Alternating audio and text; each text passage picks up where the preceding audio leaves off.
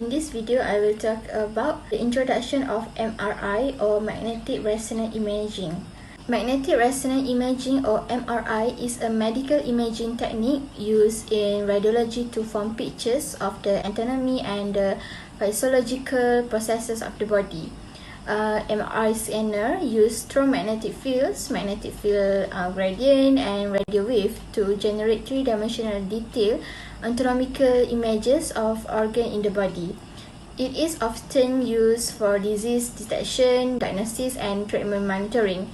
It is based on sophisticated technology that excites and detects the change in the direction of the rotational axis of protons found in the water that make up living tissues.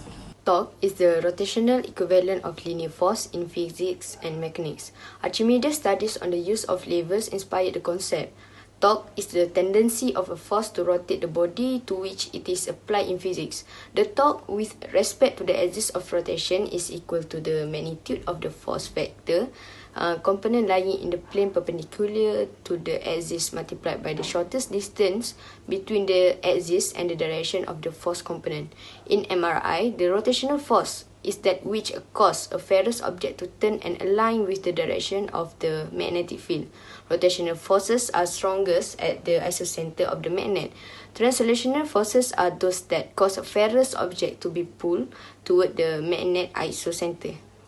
So the main or the major components of the MRI scanners is the main magnet, which polarize the samples. The scheme calls for the correcting inhomogeneities in the main magnetic fields.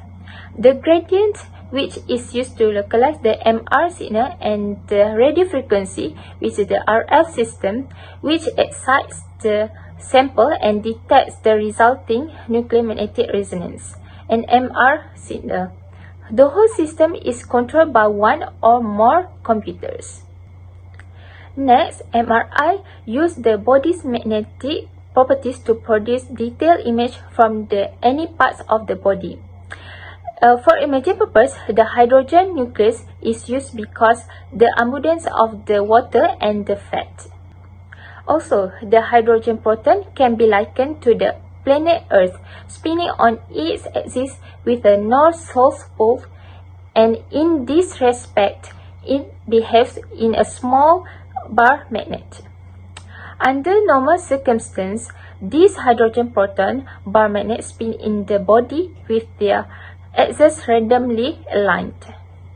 So, when the body is placed in a strong magnetic field, such as MRI scanner, the proton axes all line up. It will feel a torque that will tend to orient it along the magnetic lines, but the angular momentum of the proton will keep it from the aligning exactly with the field lines and the magnetic dipole. Also, the MRI scanners come in different field strengths, which is usually between 0.5 and to the 1.5 Tesla. Next, suppose we flip on our external magnetic field beam that is static, meaning it doesn't change over time, it remains constant and uniform. So, whenever we take a magnetic dipole moment, which is proton, and we place it onto a magnetic field, that magnetic field will create a torque that will act on the magnetic dipole moment, which is proton, and will try to orient that magnetic dipole moment along the same axis as the magnetic field's line. When the additional energy is added to the magnetic field, the magnetic vector is deflected. The radio wave frequency that causes the hydrogen nuclei to resonate is dependent on the element source, which is hydrogen in this case, and the strength of the magnetic field.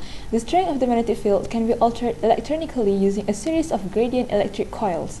And by altering the local magnetic field by these small increments, different slices of the body will resonate and different frequencies are applied.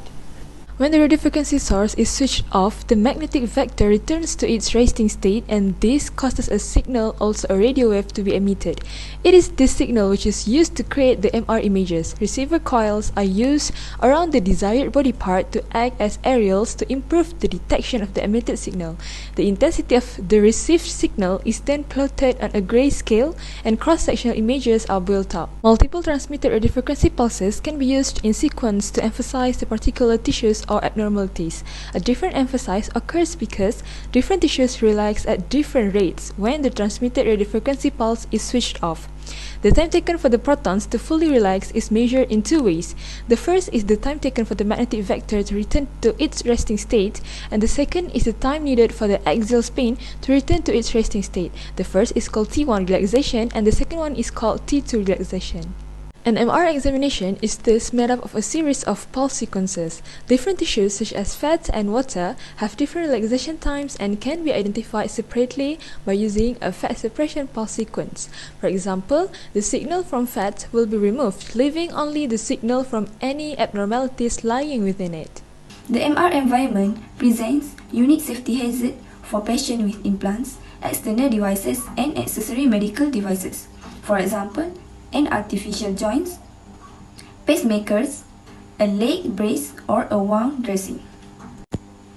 First, the strong static magnetic field of the MRI scanner will pull on the magnetic materials and may cause unwanted movement of the medical device. Then, the radio frequency energy and magnetic field that change in time may cause heating of the implanted medical device and could lead to burn. The magnetic field and radio frequency energy produced by an MRI scanner may also cause electricity active medical device to malfunction, which can result in a failure of the device to deliver the intended therapy. The presence of the medical device will degrade the quality of the MR image, which may make the MRI scan uninformative or may lead to an inaccurate clinical diagnosis. Therefore, patients with implanted medical device should not receive an MRI exam unless the implanted medical device has been positively identified as MR safe or MR condition, which the device is non-magnetic, contains no metal, does not conduct electricity, and poses no known hazard in all MR environments.